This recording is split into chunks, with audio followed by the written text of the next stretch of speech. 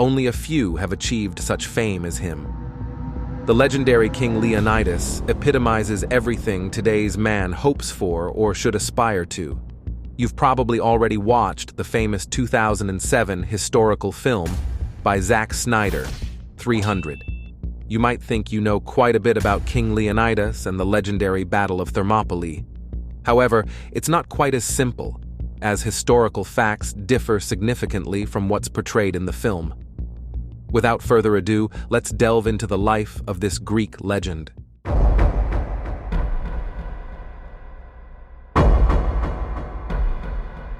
Leonidas was the king of Sparta. According to some beliefs, his lineage is traced back to the mythic demigod Heracles, better known as Hercules. According to Herodotus, Leonidas's father was King Anaxandridas II.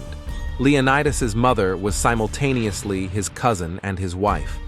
She was also barren, which troubled the king's advisors, and every year they urged him to leave her and marry another woman. Although he refused to abandon her, he was eventually allowed to take another wife without forsaking the first. The second wife was a descendant of Cylon from Sparta, one of the 7 sages of Greece. She quickly bore a child to the king, which was a son, Cleomenes. A year after that, the king's first wife bore a son, Dorius. Leonidas was merely the second son of his first wife. So, it can be said that he wasn't destined for the throne by birth, but destiny had something greater in store for him. When King Anaxandridas passed away around 520 BCE, Cleomenes, as the eldest and beloved, ascended the throne. It is believed that his brother Dorius was resentful and left Sparta, after which he was killed. As for Leonidas, it's not known exactly what kind of relationship he had with his 2 brothers. But in 490 BCE, Leonidas succeeded to the throne at the age of 60. There are many speculations about how Leonidas inherited the throne, from Cleomenes being deposed due to madness to him being killed.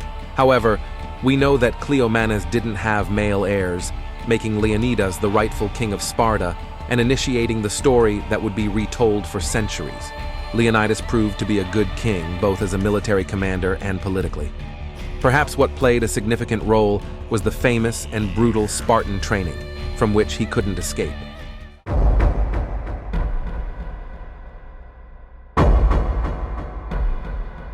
The extreme Spartan training was called agoge.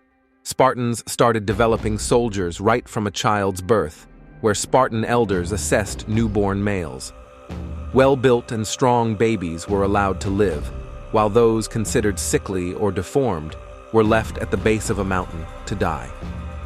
At the age of 7, Spartan boys were handed over to the state by their parents, where they were organized into groups that lived, learned, and trained together. The boy who excelled in judgment and was the bravest in battle became the leader. All others looked up to him, followed his orders, and subjected themselves to his punishments, so their boyhood training was an exercise in obedience. Regarding education, there are various speculations about how much they received, but they generally had a basic Greek education. To toughen them up further, Spartan boys were forced to go barefoot and rarely bathed, so their skin became tough and dry. When it came to clothing, they received only one cloak worn throughout the year to teach them to endure heat and cold.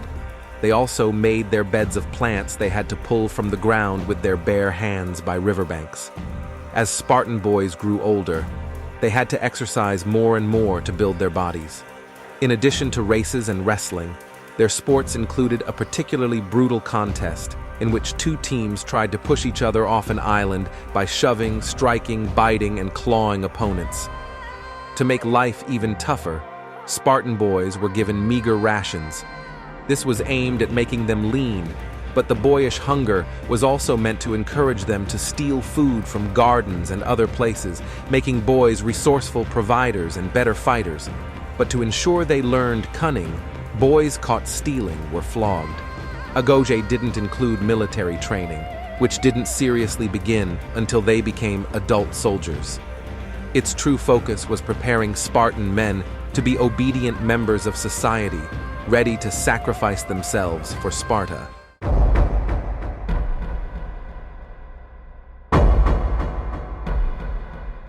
Ancient Greece consisted of several hundred city-states, of which Athens and Sparta were the largest and most powerful. While these many city-states competed against each other for control of land and resources, they also united to defend against foreign invasions. Twice in the early 5th century BCE, Persia attempted such an invasion. In 490 BCE, Persian King Darius I initiated the first attempt as part of the First Persian War, but combined Greek forces defeated the Persian army at the Battle of Marathon. Several years later, Darius I died and was succeeded by his son, Xerxes, who sought revenge.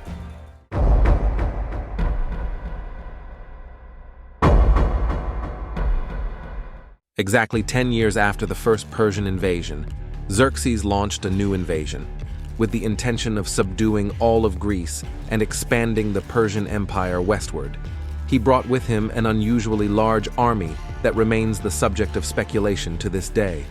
According to Herodotus, Xerxes' military personnel numbered a total of 2.6 million. His contemporary Simonides, a poet, cited a figure of 4 million. On the other hand, modern scholarly estimates, based on logistical capabilities and constraints of the Persians at the time, range from 120,000 to 300,000. But in any case, that army was undeniably enormous. Meanwhile, the Greeks were at war among themselves, and when the news came, they were forced to put their intra-Greek conflicts aside to face a greater threat from Persia. Athens, which had defeated Darius I, led this coalition against Persia alongside Sparta. The coalition managed to devise a good plan to counter Persia, with Spartans defending the land and Athenians controlling the sea. Athenian politician and general Themistocles led the Greek naval fleet, blocking the Persian fleet at the Artemisium Strait. Leonidas, the king of Sparta, commanded the land forces at Thermopylae. 300 members of his Spartan royal guard, called the Hippeis, the subject of countless books, movies, songs, along with a lesser-known group of 7,000 soldiers in total, including 1,000 Phocians, 700 Thespians, and 400 Thebans. These 300 Spartans with him were an elite hand-picked by Leonidas himself. Leonidas's plan was to hold Xerxes at the narrow pass. Restricted by the narrow gorge, the Persians couldn't utilize their overwhelming troop numbers or employ cavalry. Meanwhile, the Greek fleet could concentrate on defeating Persian forces at the northern strait of the Euboean island, which was nearby. In the meantime, Xerxes' forces easily advanced through the regions of Thrace, Macedonia, and Thessaly, where the frightened inhabitants surrendered without a fight. When Xerxes reached Thermopylae in mid-August, he encountered the fierce resistance that awaited him.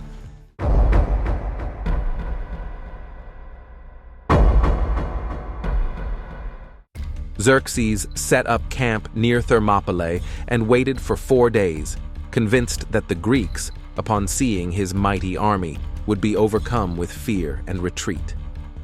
On the 5th day, the Persian assault began. Their numerical advantage didn't favor them in this tight space, as Leonidas had anticipated. Although they had an abundance of courage and endurance, they were ill-suited to such terrain and lacked heavy weaponry. Their swords were shorter than the Greek ones, and their shields smaller. Their bows and arrows also proved ineffective against the sturdy Greek shields. The narrow pass suited the Greeks, who were accustomed to fighting in a phalanx, shoulder to shoulder, providing an impenetrable shield wall to the enemy. This was an opportunity for Spartans, in particular, to showcase their martial prowess, the result of a life dedicated, body and soul, to the army. The Greeks continually repelled Xerxes' men, and the Persian casualties mounted. Xerxes assembled his best troops, an elite force of 10,000 men. The Greeks called them the Immortals, because they seemed capable of instantly replacing losses, so their ranks were never diminished. However, even they couldn't conquer the Greeks, and were soon forced to withdraw. The next day, the Persians attacked again, and were again unsuccessful. It was then that a local Greek shepherd named Ephialtes revealed the secret of victory to them. Ephialtes informed Xerxes about the Anopeia path, which led around the mountain ridge and ended up behind the Greek positions, beyond the eastern end of the pass. In exchange for a great reward, he promised to show the path to the Persian soldiers. Xerxes was delighted to hear this and ordered his immortals to proceed at night. When Leonidas learned that the Persians had surrounded his troops, he convened a war council. Should the Greeks withdraw or hold their ground? The decision was to stay. His 300 Spartans, along with a group of Thebans, would stay and fight. His sense of honor and strict military discipline made surrender unacceptable. For a Spartan like Leonidas, there were only two choices: victory or death. Leonidas left the protection of the narrow pass and took a position in open ground. Although they were dangerously exposed, they were better positioned to deploy their men and kill as many enemies as possible. The Greeks, knowing that death was the only possible outcome, fought in a furious frenzy. When their spears broke, they drew their swords and continued to fight. In the end, Leonidas fell, and a battle raged around him. The Spartans defended his body with their lives, but the Persians unleashed a volley of arrows and finished off their adversaries. According to Herodotus, Leonidas's head was then severed, and his body was impaled on a stake. Leonidas's sacrifice didn't stop Xerxes from conquering Greece, but it did boost Greek morale for the ongoing fight against Persia. Afterward, they achieved significant victories, and following the Battle of Salamis, the Athenian navy defeated the Persians and sent them home.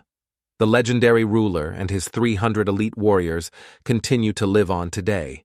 If you enjoyed this video and want more content like this in the future, please like and subscribe, and we'll see you next time.